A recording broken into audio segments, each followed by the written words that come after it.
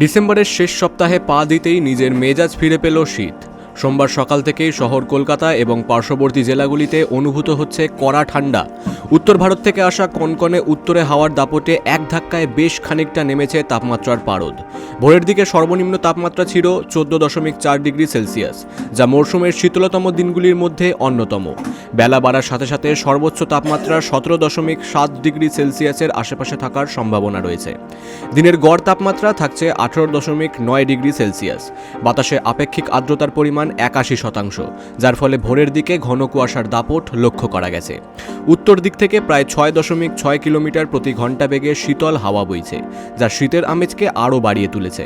দক্ষিণবঙ্গের অন্যান্য জেলাগুলিতেও শীতের প্রকোপ বেড়েছে। পশ্চিমের জেলাগুলিতে তাপমাত্রা 12 থেকে 13 ডিগ্রি সেলসিয়াসের মধ্যেই ঘোরাফেরা করছে। উত্তরবঙ্গেও হাড় কাঁপানো ঠান্ডা অব্যাহত।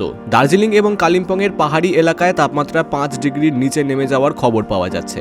আবহাওয়া অফিস সূত্রে খবর, আগামী কয়েকদিন আকাশ পরিষ্কার থাকবে এবং বৃষ্টির কোনো সম্ভাবনা নেই।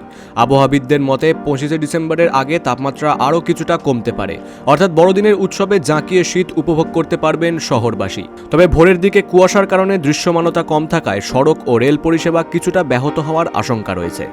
Bureau report, big news Bangla.